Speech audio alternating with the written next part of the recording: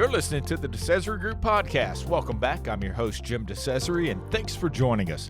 We're going to mix it up a little bit on this episode by shining a spotlight on a local weather enterprise that has stepped away from the traditional meteorology and is fully in the digital lane.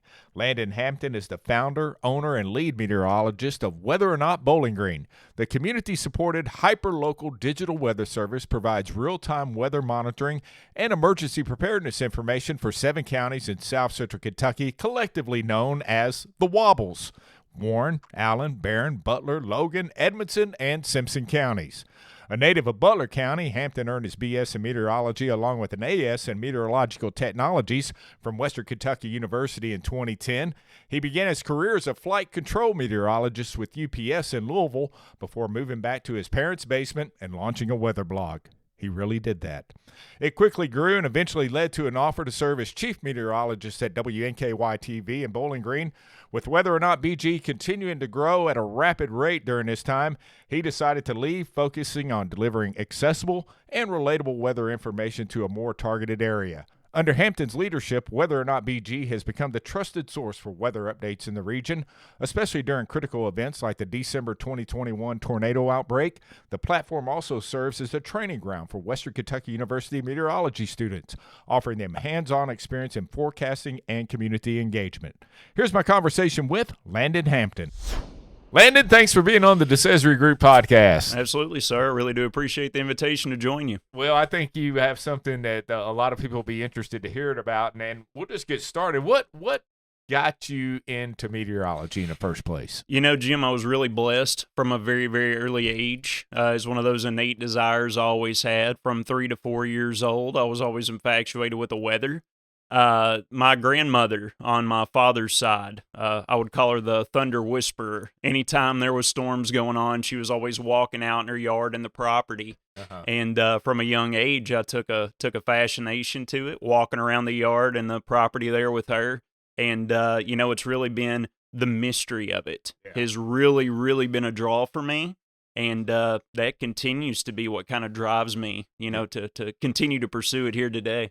Was that up in Butler County? Yes, sir. All right. My old stomping grounds. That's right. So she liked to get out and just see what was happening when the weather was starting to, when the skies turned green and absolutely all that stuff. Doing what you're not supposed to be doing whenever the storm's hitting. She was one of those people, and it turned me into one of those people too. Yeah, I think a lot of us are that way, and of course that. Went on to WKU, and you were actually on the very first Storm Chaser team back in 2010. What kind of impact did that have on you? You know, Jim, WKU, very bona fide meteorology program now. Oh, yeah. Anytime we go to the national conferences, Oklahoma's mentioned, atmospheric science programs, WKU is always mentioned with it as well. Just a quick shout out to Dr. Durkee, Dr. Goodrich, and everyone up there. I was very fortunate to be a part of the first class of meteorology at WKU, and Dr. Durkee worked diligently to make this an opportunity for us. So now, after going through the rigors of the coursework that you have to go through with meteorology, and it's not easy. Mm-hmm. It's kind of a pseudo engineering program. You really get towards the end, and there's a capstone. And that storm chase serves as the capstone if you're willing to put yourself out there for the opportunity to get to go. Right. And, Jim, you talk about physics, you talk about chemistry, you talk about even engineering. They have these massive labs they can go into, create their situations, and keep everything moving. We can't create weather of the magnitude that it develops in a lab. Right. It simply doesn't work.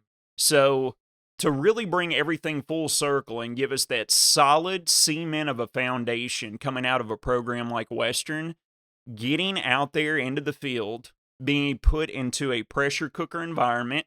We wake up every morning very early. We each go our separate ways, and as individuals, we prepare a forecast. We come together as a team, and we have to debate on where we're going to go. And, the majority of the time, you're in the car. Yeah. So you got to get used to a whole lot of Subway. You got to get, you eat half of it there, and then you put the other half in the cooler because you're going to be chasing the rest of the day. You're likely not going to stop for dinner. Right. But getting out there on the plains and seeing everything really brings it all full circle, and it was a giant aha moment. everything you talk about in the textbooks came to life out there. And again, they told us, and it's so funny, Dr. Durkee tells this story, we have 2 or 3 days in the classroom talking about what to expect and how to prepare. And the goal is obviously to catch severe and inclement weather. The gold standard would be to capture a tornado. Tornadoes are pretty rare, all right? They just are. So they kind of temper your expectations before you get out there. And I kid you not, our second day, the first ever tornado of the WKU storm class ever, the second day we were on the road was the Bowdle, South Dakota EF4. It was massive, and we see it right here in front of the van. We made a brilliant forecast that day, and we're like, oh my goodness, well, we got it all out of the way here up front. We registered 16 more tornadoes on the trip. Wow. We captured a total of 17 landspouts and tornadoes that developed visual eye confirmation we were in. And, as Dr. Durkee says, if we needed a sign that this is what we needed to do, you couldn't beat those 2.5 weeks out on the plains with our first ever storm chase. So 2.5 weeks, 17. That's right. Touchdowns. Now, you said landspout and tornado. Yeah. Explain the difference. So you'll have a landspout that'll develop sometimes out on the outflow of storms where you get some eddies in the current, and they're just, you can think of it as an extraordinarily weak tornado. These gustnados and landspouts that'll form along the leading edge, it can still be technically classified as a touchdown, but it's not the massive tornado development that you would see where the very strong updraft and rotation is of an actual thunderstorm. And is it similar to a waterspout? Not necessarily. Waterspouts only occur over the water. Right. So if a waterspout was to come onshore and stay developed, then that becomes a tornado. Okay. And I've seen that happen. That's right. On Clearwater Beach. That's fascinating too down there. Yeah, it's pretty interesting. So you were with the WKU Storm Chaser, the very first team. What happened after that? I mean, how long were you involved in the program at Western, and then when did you graduate and all that good stuff? So I graduated in 2010. The initial plan whenever I started at WKU in 2006 was to knock out my general education. I'd been accepted to Kansas. That's where I was going to get my major at. It was during winter break my sophomore year, meaning my spring semester. I would have been finishing up my general ed, making the move that summer. Right. Dr. Goodrich, who was my advisor throughout my time at WKU, called me in, notified me that the Board of Regents had just voted and passed an accredited meteorology program. They were hiring more professors, and they extended one of the first invitations to me to have the opportunity to stay at home. Right. And, I was very fortunate, been very blessed with my parents, and they always promised me 4 years of undergrad they would cover. Anything past that, it was on my bill and on my dime. They were very happy to hear about in-state tuition versus Kansas tuition, if you can imagine. Yeah. So, it really was a win-win. I met Dr. Durkee. He was one of the professors that they hired. And after our first sit down, I was sold. And I guess you can say I put my name on the dotted line to become a part of one of the first majors of WKU meteorology. So you were in the first class. That's it. That's yes, awesome. Sir. Yeah, I graduated in December of 2010. Okay. Had to stay an extra half semester, but luckily I was working at UPS at the time. So that extra half semester that the parents wasn't covering, UPS helped chip in. Oh, that's fantastic. So you started WXorNotBG as a weather blog. What are some of the biggest challenges you faced in evolving into a community-supported, hyper-local weather service, and how'd you overcome it? I'll tell you what, Jim, I didn't quite know what I'd got myself into. My first ever paid gig was an aviation meteorologist with UPS Flight Control in Louisville. All right, I'm going to stop you there. Yeah. I do want to ask you a question about that. So did you just do the weather for the Louisville area, or did you help pilots all over the world? No, sir. We do forecasting on a global perspective. Okay. Shanghai is a massive hub over there we had to forecast for. Budapest was a big hub that we had to forecast for. I know that you know me by now, but I'm a social butterfly. So sticking Landon behind supercomputer screens for 10 to 12 hours a day wasn't a great fit. Uh-huh. I made the tough decision, but so glad I did. 4 months in, walked away from a great gig, as anyone would consider walking out with, an undergraduate degree. Sure. I moved into my parents' basement, and as you said, I launched a weather blog, and it was called Landon's Fast Forecast. Okay. Original, I know. Yeah, that's the original that title, was the, huh? that was the OG. That's a trivia question for later down the road. There you go. It was called Landon's Fast Forecast, and it was so funny.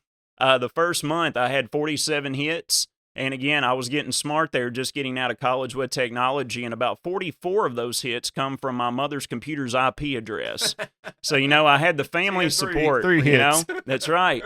It was this ever-evolving thing, Jim, where it took over. I had the local media outlet there, Beech Tree News, which is the online newspaper for Butler County, that brought me on to run a weather blog for them. They acquired the radio station. That's where I got my first contract doing radio bites. And then we talk about tipping points, and you talk about, getting the community support that you're looking for. Jim, going through one of the hardest things that I had to learn was consistency. It's not luck. It's not your intelligence. It's not your circumstances. It's if you're going to be bringing this content to people, you have to do it consistently. Yeah, you got to show up. It's exactly right. And it's like, and you developing this great podcast that you've created. If you're not consistent, you're going to lose the viewership and people are going to lose interest. Yeah. And, I did that for 2 or 3 years solid, and I didn't feel like I was getting anywhere. And then I received a submission on WXorNotBG.com. And I woke up on my email, and I clicked it one morning, and it was from one Joe Emmel. Yeah. And he said... The Joe Emmel. The Joe Emmel. And he said, Landon, we love what you're doing. I see what you're doing. Can we sit down and have a discussion and a conversation? And then it was birthed with us becoming a part of the weather arm with the Daily News that led to our relationship with Alan Cooper and Tony Rose and D93. Right. And the whole thing is just kind of, blown up, if you will. And it's kind of taken over, man. It's its own little monster is what I say, but winning over the community support. Without our community, we don't exist. Right. I tell so many people, this isn't Landon's entity. It's not our team's entity. This is the Wobbles entity, which is our self-proclaimed region that we cover. Warren, Allen, Barron, Butler, Logan, Edmonson, and Simpson County. And I cannot describe what it has become. I simply can't. Yeah, it's become huge. I want to fall back to, I got to follow up on the UPS stuff. So tracking weather around the world, what did you learn from that? Like, how is weather different than in Budapest than it is in North America? Well, I'll give you one example that I was taken aback. One of my first lessons whenever I was hired on, they weren't teaching me how to forecast for storms at airports, crosswinds and headwinds or all that. It was forecasting volcanoes, Jim. Really? So when you're flying around the world, and if you have active volcanoes that are blasting the ash and soot and all the stuff up in the sky, airplane engines don't handle that well. Yeah, I guess not. Right? So, that was really out of nowhere. But then, you get over to Shanghai, you get up to Anchorage is a large hub, and you're just talking about, just differences in the types of storms that there are, the way that they strengthen. It's just, it's incredible looking at how many climatic differences are whenever you go from region to region. There are some similarities, but, you deal with weather extremes that we're not accustomed to. Right. Now, I don't know if it was a fluke, but I worked my peak assignment as an internship there leading up to my official time of being hired on. And we had 2 or 3 massive snowstorms in Budapest. And, you talk about from a business perspective what I learned, and I'm glad that I learned this because we have clients we try to do some private stuff for as well. I'll never forget our division manager coming in, and we had been battling this massive blizzard snowstorm in Budapest. And he's like, Landon, first time he comes in, when am I going to be able to get my planes out of there? So I start diving into the analysis. I explain what's going on. I think I'm doing such a great job, and about halfway into it, Denny Falk was his name. And Denny goes, Landon, with all due respect, I'm not asking for a detailed forecast. When am I going to be able to get my planes off the ground? Right. And you have to gauge to think like your clients do to where, you've been formally educated to dive into this deep analysis and all that stuff. But at the end of the day, you did all that work to make it simple and to put it out for the people to digest. Yeah. And answer the question. When can he get his planes in the air? That's exactly right. So, whether or not Bowling Green, whether or not BG interacts with the local community to ensure that your weather information is both accessible and relevant. Talk about that. So, Jim, one of the important things that we have used our platform to do is we've given our community a voice. The greatest thing you can do if you're ever feeling down is to add value to other people. And whenever you add value to other people, it gives you a sense of gratitude that you can really, take hold of. And, psychology states it's impossible to be angry and grateful at the same time. So we have provided a voice and a platform to allow our community to add value to it. And whenever you bring that value to our community and we're able to share that in real-time information, it creates such an aware and innately knowledgeable community that our community's safer now because of it. Mm-hmm. And that's the only thing that we've ever tried to do. Our sole mission, we did not do this to get rich, I promise you. We don't do it for the money. Right. We do it to create this catalyst to where everyone has the free will, if you want to, share with us the information that was going on. And this was always my dream. We can look at anything on a radar or a map, and I tell so many people, if you have a plain, naked eye that's looking at a radar map, it looks like a Smurf is vomited on a map. It's very difficult to interpret. Right. But whenever we can take, if there's a massive hailstorm, down in Chaco, or if there's a massive hailstorm up in the Naples community in northern Butler County, well, what if we could put real eyes on what was going on there? And whenever we utilize that in our crowdsourcing of reports that come in, we're able to alter people's behavior. And I mean that in the most positive way possible. We're not trying to alter your behavior to do bad things. We're trying to alter your behavior. If there's massive hailstones falling from the sky, or if we've got a large tornado on the ground, that we alter that behavior to where you want to get up, move, and get you and your loved ones to their safe place. I was watching, when we were watching you a few weeks ago, last month or so, when we had some tornado activity, I remember you saying something online about, obviously you want everybody to be safe when tornadoes happening, but you kind of gave a statistic like it's highly unlikely you're going to get hit by a tornado. Yep. But, based on some of the history we've had here the last few years, it's a huge concern. Absolutely. And so, I mean, the probability of actually having a tornado hit your home, extraordinarily low. And so that's one of the things I like when I watch you, is that you're not getting it over dramatizing. You're keeping it real. And I think that's important, especially for people that may have some insecurities about storms and inclement weather. Jim, a really important part of what we do at Whether or Not, and you can literally find this in our mission statement, is we combine an innate amount of research in regards to social science. We understand, especially with events more recently, like you said, but we try to practice this before the horrible tornado outbreak of 2021. Right. We understand people have legitimate PTSD from what has gone on. And a lot of people, I call it the forgotten tornado, but 1 week after the big December 21st outbreak, we had another one that came through there a week later right down Cave Mill Road. Yeah. Which was literally 0.17 miles away, from where we live. My wife and I, we live in Hunting Creek, and it was literally right there. Yeah, I mean, where I live, it was 2 miles to the north and 2 miles to the south of us. Splitting the uprights, yeah. Right? Yeah. But we understand that, and we do want to be that calming voice. The weather community says this as a whole, but we've always been saying it. It's never scared, always prepared. Right. And if you have your safe place ready and tucked away and ready to go, you should be very confident that you're going to be okay. And we try to get that message across as best as we can. We appreciate that. So let's talk about your followers and platforms that you're on. How many people help, contributors, WKU students? Kind of get into that a little bit.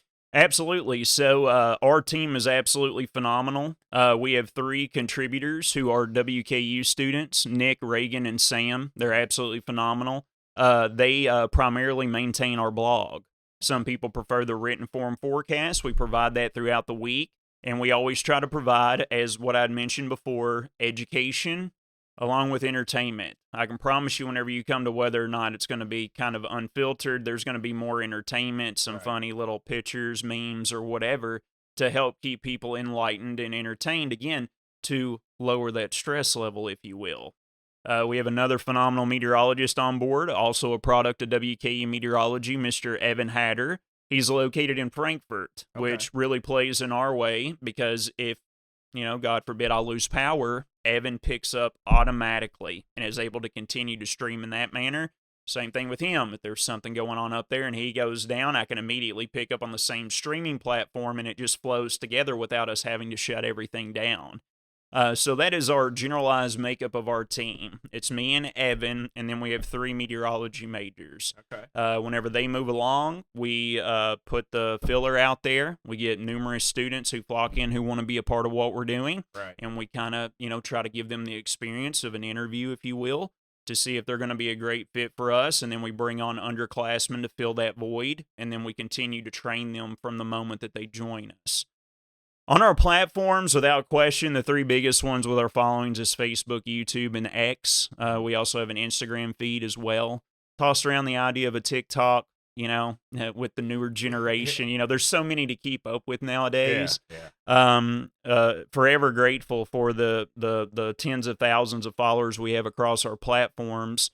One of the things that we always focus on, too, at Whether or Not, and some people get lost with this whenever you talk about digital media. The number of followers that you have, that's great, that's fantastic, but what's the engagement of those followers?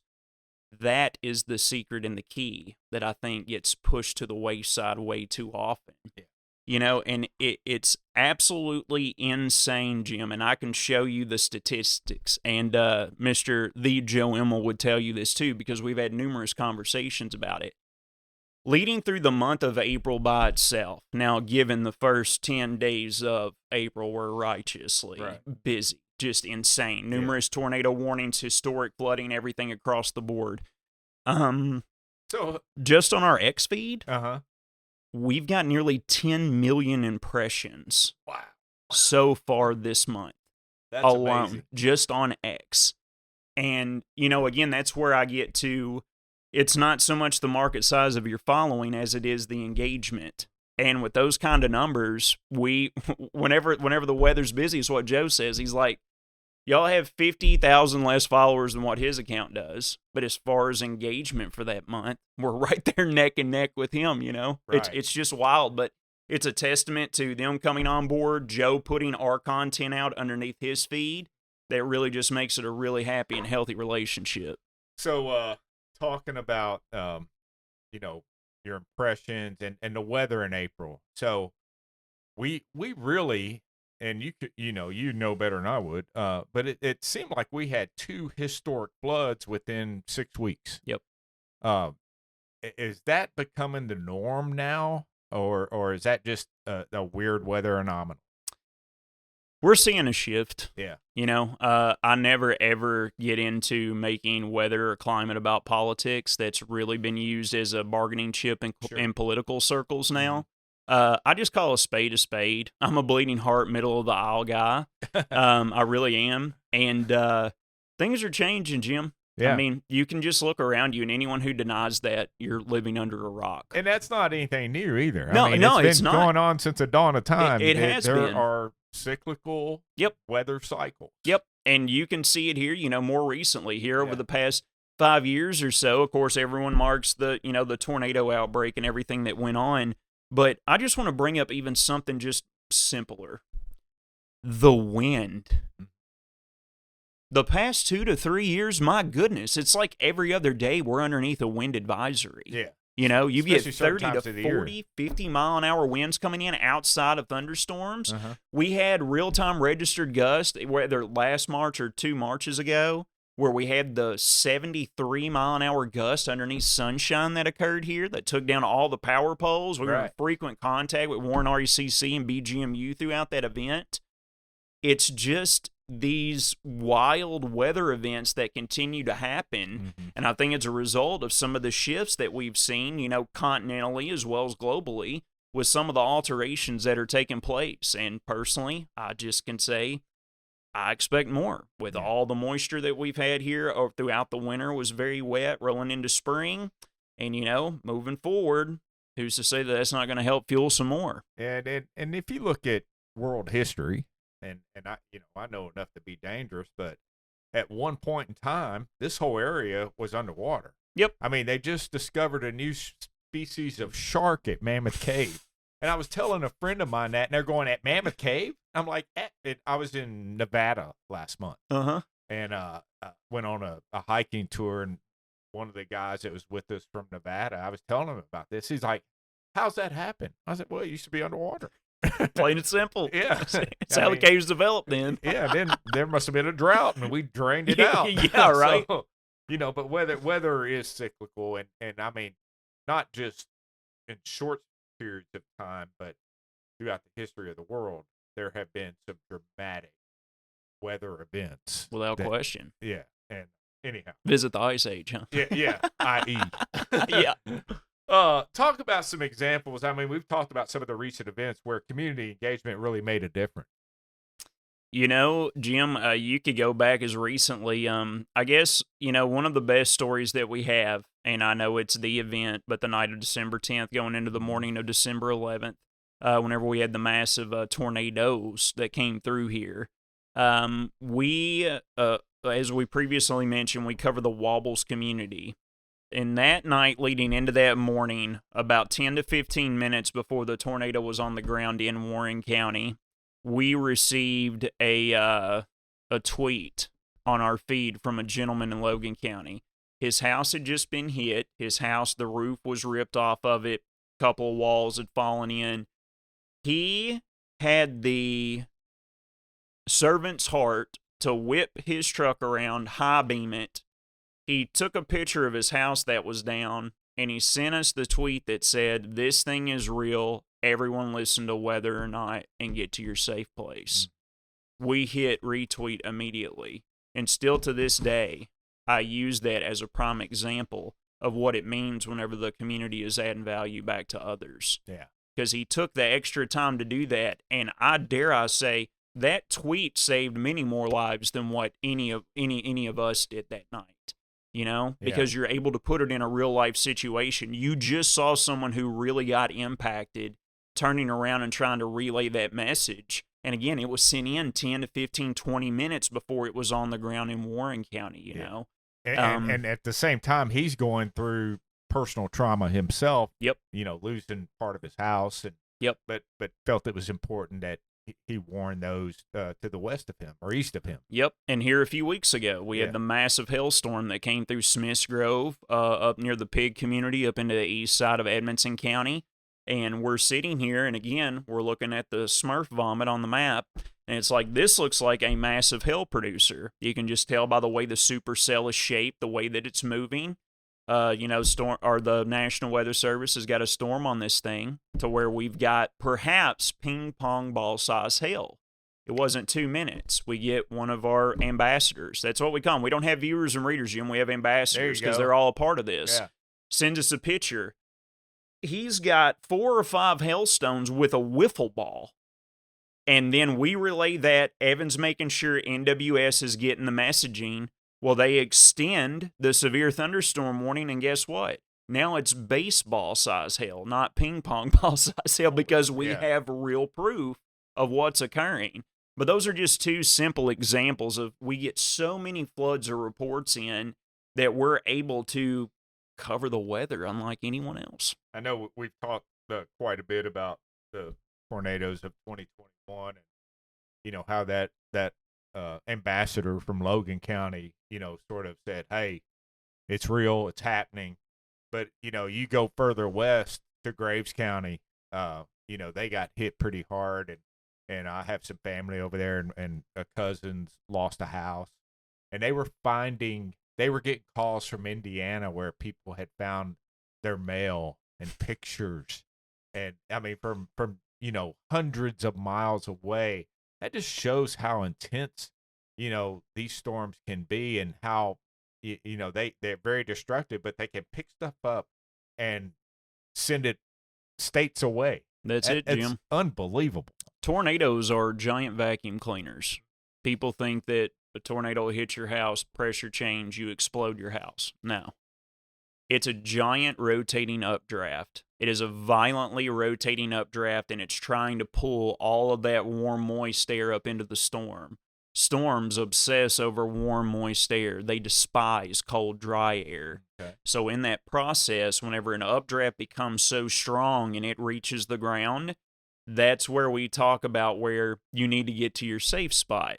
You're not just you do have the threat of being picked up and thrown. If you have the low probability and you get hit by a massive tornado, you do have that opportunity of that occurring. But Jim, whenever you're drawn upwards through a violently rotating updraft, what else is in that updraft? All the materials that was used to build that home.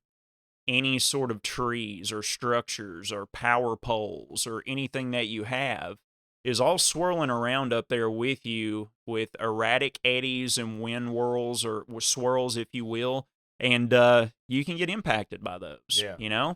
This here is a pair of sunglasses, my friend, but if I was to somehow create this going over 200 miles an hour at your head, these pair of sunglasses then become a lethal object. Sure. Yeah.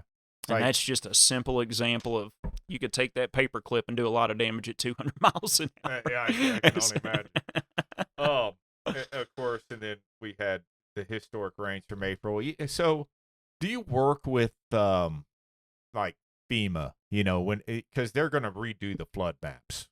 Because of the rain that we've had here in the last few years. Yeah. The 2010 flood that really impacted Middle Tennessee, but it had an impact here. And then the most recent floods. I mean, there are still parts of Warren County, South Central Kentucky, that are still holding water. Yep, you got that right. So, do you work with the other groups to help them figure out, how to plan for future events? Not so much on the FEMA side, but we are very close partners with, of course, White Squirrel Weather up at WKU. Yeah. But we usually have a heavy hand with the National Weather Service. Okay. Whenever they come down and they do the survey tracks and tornado tracks, more often than not, we're extended an invitation. They like to have a few other eyes, meteorologists with them, and we'll usually bring out a team of engineers with us as well that will help us determine the magnitude and the size of the tornado that came through. Typically whenever those occur, we've had a few tornadoes that come through. Within a day or two, we knock out that survey. Back in December 10th into December 11th of 2021, we were out in the field for 8 days total, trying to get everything mapped out. So it was a really, really, a very significant event. Yeah.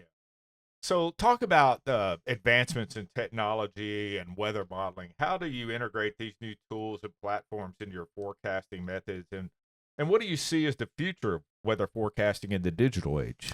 We use it as far as just the ever-evolving carousel of the advancement of technology. You have to implement it, and if you don't, you're going to get left behind. It's kind of the whole trailblazer mentality of what we've done by incorporating our real-time reports in tandem with our phenomenal Skycam and weather instrument network with our strategic partners at Radar Omega we got to put up here more recently. That's a perfect example of what you're talking about.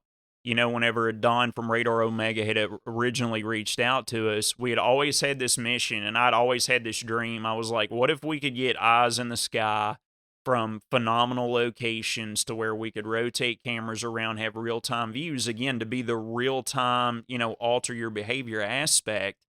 And we were able to implement those here over the past month or so. And that is the epitome of what you're talking about.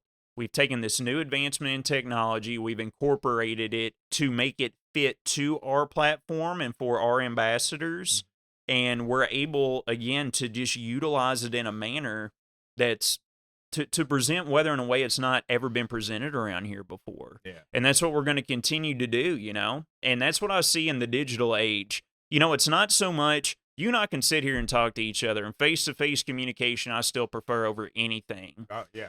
But in 2025, as well as I do, we have really been pushed into a virtual world. And, simple little things of not just focusing on the weather itself, but from the social science side. Our team has been focusing in, Ed Milet just released a podcast here a few days ago that's focused on virtual charisma. And you have to understand whenever you are on a Zoom call or if we're bringing live weather events, we got reports that are flowing in and we're looking and we're trying to do that. But you know as well as I do, the greatest amount of respect comes from eye contact. So I have to remind myself, or if I get too long at it and I look down, or Sam or Evan or someone sending me a text message and it's like, hey, viewers are here, what they're saying is look back into your webcam so you can lock eyes and carry that virtual charisma that people need in order to hopefully take the edge off, bring a little bit more security whenever they're experiencing what might be one of the most traumatic events of their life.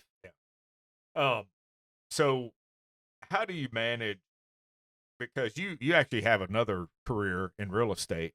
Yes, I do. So how do you balance those two roles, and what skills have you found that are transferable across both careers? Communication. Yeah. Without question. Always. It's always communication, Jim. And if you leave gaps in communication with your teams in any industry, that void is automatically filled with negativity. Mm-hmm. I learned that from an early age. Yep. So if you can keep in constant, clear communication and the consistency factor that we always talk about, you can take care of everything moving forward.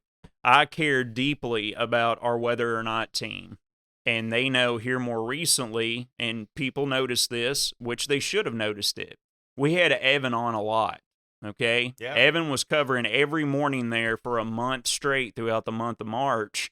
And I'm a new dad for the first time. Hey, congratulations. Thank you. So I had made that commitment before, and we had everything in line. But, it's proof that whenever you have a team who is in it for the community and not themselves, they covered everything flawlessly to fill in the gaps whenever I couldn't be there. It's the same thing whenever I'm dealing with my real estate clients. I have a few people who are phenomenal on that side of things too. They can help fill the gaps whenever I'm not there for our clients. And the same thing goes with Whether or Not.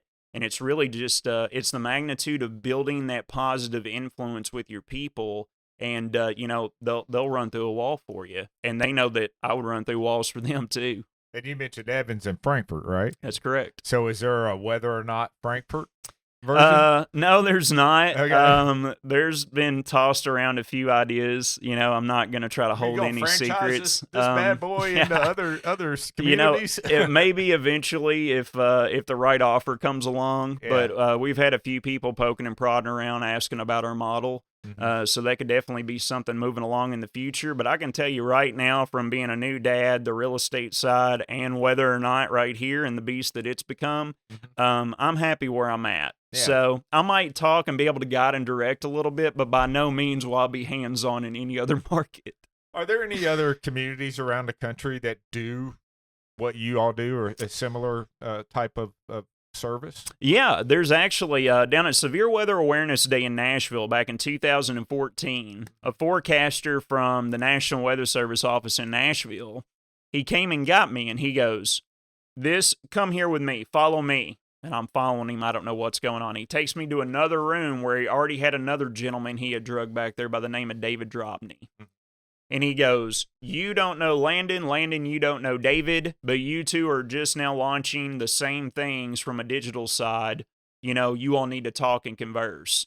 And if anyone's on X and who are weather weenies, they're familiar with Nash Severe Weather.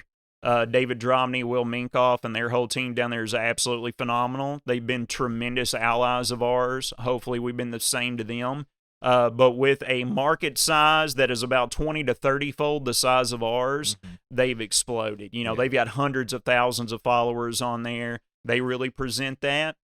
We also have a very, very strong ally with Anthony Taylor. He covers the upper Cumberland region of Tennessee, and they've exploded down there with the upper Cumberland weather. But having those people who are able to provide that as well, this is kind of the new model that is emerging now, and kind of the whole hyper-local aspect than trying to step back and cover 120 counties at once. It would be very, very difficult to do. That's tough.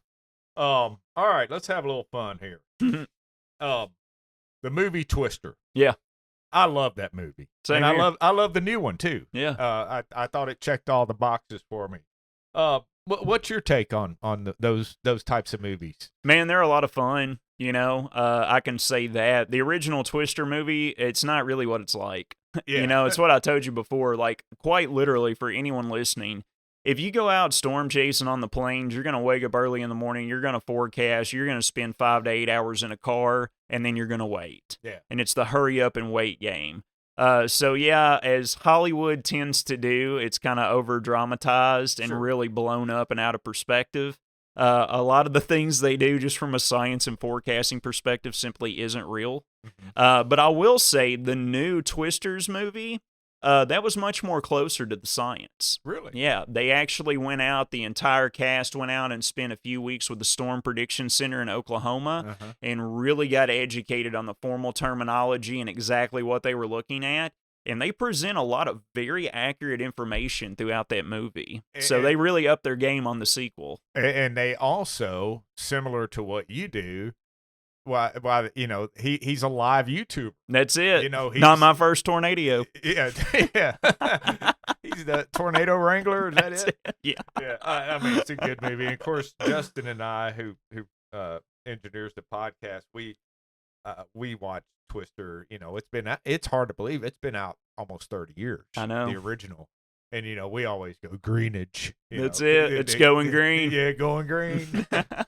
Going green. All right. So as far as natural disaster movies, is that one of your favorites? Oh, yeah, without question. Twister and Twisters has always been up there. I've always found out The Day After Tomorrow. Mm-hmm. That one was, frightening. Not that it could be climatically possible, but watching, what was it, 8 Cat 5 hurricanes come from the North Pole and go down to the South Pole, it's insane. You ever been part of a hurricane expedition? I have not. I've never been part of a hurricane expedition. I did catch, I believe it was the tail end of Hurricane Wilma whenever I was down on the Yucatan Peninsula in Cancun one year. That was not fun. Yeah. They locked up all the doors on the resorts. They lost the majority of the large chandeliers that are out there. It all got ripped down and fell to the ground. So I got a little taste of a hurricane, but no, I've never been smack dab in the middle of it. Have you ever looked into those the hurricane hunters? Well, I've been through a couple. Oh yeah, I'm originally from Florida. Okay, so Elena's the one I remember the most, and I think 85. My brother still lives down there, and now it's becoming they're the last couple of years they're having 3 or 4 a year that are coming across the peninsula, and as you know. You may or may not know, but now, you can go down to Florida and condo and housing prices are dropping so much because people can't afford the insurance anymore. It's so true, Jim. And, a lot of that impact, too, can stray up our way that people aren't exactly familiar with. If you see a lot of natural disaster events that occur within a given year, you're probably going to get a notification from your insurance company. It's not going to make you too happy. Yeah, and we're seeing that. Of course, that impacts businesses. It impacts homeowners. And we try to tie all this into economic development and business to some extent. But the weather does have an impact on how we conduct our day-to-day lives, whether it's personal or business. Yes. And we're always keeping an eye out. And I know, there are times when they cancel school because there's a flurry alert. But at the same time, we have, you get in rural Butler County and you get some snow on the ground in one of those spots that doesn't get any sun. Exactly. There's no vehicles going by. That's right. It's just dangerous. All right, I'm gonna ask you one last question. Did you have a favorite weather person growing up? Jim Cantori. Jim without question. If he shows up, man. That was it, and I'll never forget, I can still hear the music in the back of my head with the local on the 8s, just waiting for Jim to come on. I'll never forget, it was back in the day, and one of the biggest reasons, or the biggest reason, there was 2 reasons. I'm a massive soccer fan. So one of the reasons was getting old Prom Star satellite TV, our first one we ever got when I was 12 or 13.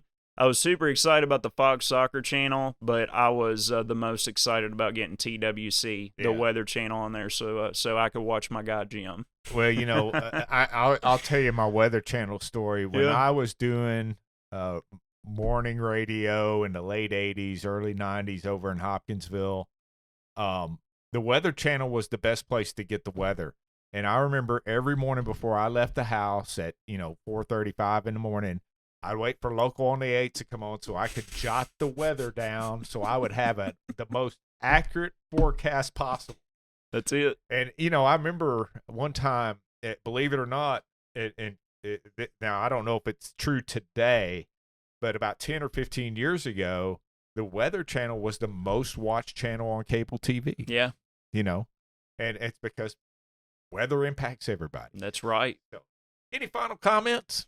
No, I just want to give a big thank you to you for having us on. And, a big thank you to, again, all the ambassadors out there that's made this possible. We're going to keep moving and grooving and shaking, and can't wait to see where this thing goes in the future. All right. Landon, Hampton, WXorNotBG. Thanks for being on the DeCesare Group Podcast. Yes, sir. Thanks for having me. Thanks again to Landon Hampton from WXorNotBG for joining us this week on the DeCesare Group Podcast, and thank you for checking us out. Hey, if you like what you hear, please share it with a friend, and don't forget to subscribe wherever you listen to podcasts. Leave us a review and share your feedback with us as well. You can also follow the DeCesare Group across all of our social media platforms: Facebook, Instagram, LinkedIn, X, and YouTube. You can even subscribe to our weekly newsletter, Soka Economic Development and Business News, by going to our website, thedecesaregroup.com. The DeCesare Group Podcast is produced by the DeCesare Group, a public relations and consulting firm based in Bowling Green, Kentucky. Our engineer and wannabe storm chaser is Justin DeCesare, Greenwich. With content contributions from Brooke Mattingly, the DeCesare Group Podcast is written and researched by Amy DeCesare. I'm Jim DeCesare, inviting you to join us again next time for the DeCesare Group Podcast.